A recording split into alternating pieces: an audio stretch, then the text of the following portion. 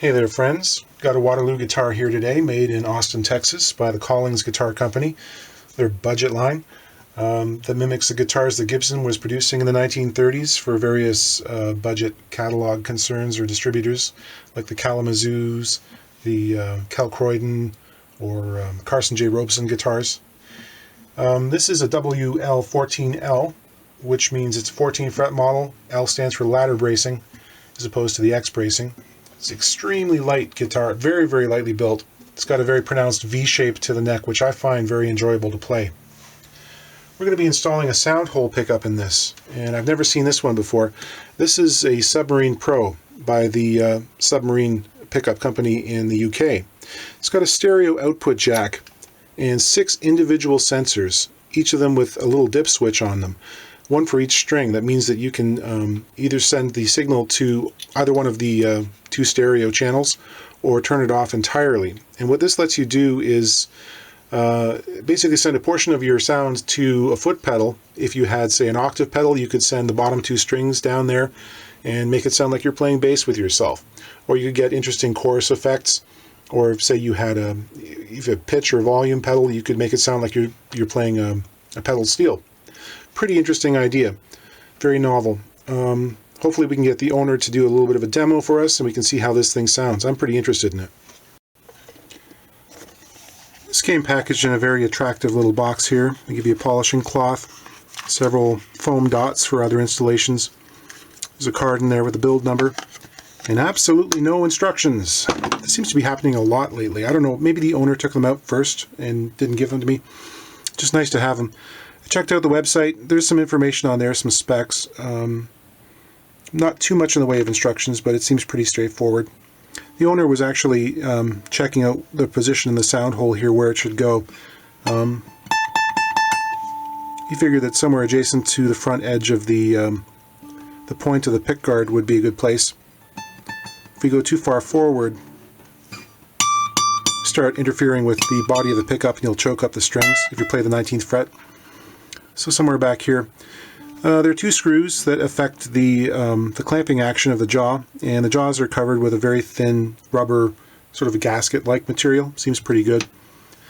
Because we got the pickguard that runs all the way up to the edge of the sound hole here, it kind of complicates matters a little bit because you're sort of slanting the pickguard towards the bass side. It might want to roll off, so might have to make a shim to go under this side here to keep it level. Might not be necessary. Let's try it without first and see if we have to.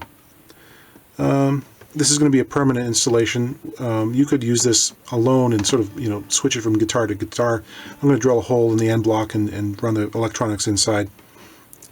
Keeping the previous pickup installed as well so that we've got just, broader range in the sonic palette. Alfie, the owner, really doesn't like things that rattle around inside his guitars, so we're going to take that cable and shorten it up by about 6 inches, leaving us just enough length and not too much more. Clip. Then we will desolder those leads from the jack, making sure we know exactly where they go, retin them, and put them back in the right place. Use a 12mm Forstner bit here to drill the hole for the end pin jack, making sure we lighten up our pressure as we near the bottom so that we don't explode through the inside of the end block. Okay, so we've got a good entry hole there. This is a little right angle tool I made up that I can use to gauge the depth I need to be. Hook that on the block inside, mark it with a pencil, measure it. It's going to be somewhere around 3/4 of an inch, plus or minus. I can transfer that measurement over to the jack assembly here with the little spiked washer, and that'll get me in the ballpark so I don't have to be putting this thing in out, taking this in and out of the guitar constantly, trying to dial it in. I'll still have to do it maybe once or twice, but it won't be, an hour-long affair. When doing this kind of work, I like to put some paper towels in there over top of the label. I'll just tape it to the brace. That just make sure I'm not going to damage the label in any way. Sometimes you see it, you work on a guitar and there's like grease stains or water stains or scratches or scuffs on the label. That's not cool. Most of these Fishman style jacks have a little hole that's drilled through the barrel that you can put an Allen wrench or something in there to hold it steady while you tighten up the nut. Obviously being very careful not to mar the finish of the guitar, you know, do this carefully. And it helps if you got like one of these thin line wrenches, or spanners if you're in the UK. So, good and snug, not so tight that you're going to crack the finish. All set. Put that on there. And ready to go. Two jacks.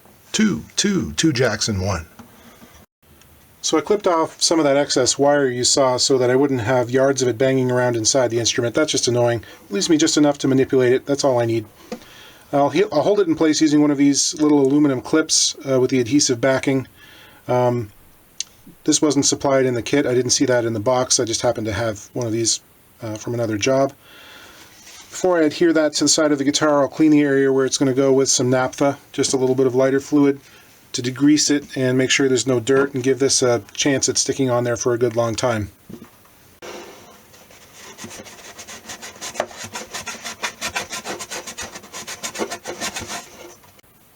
I think I will go ahead and make a shim using this excess rubber material that they sent along in the kit.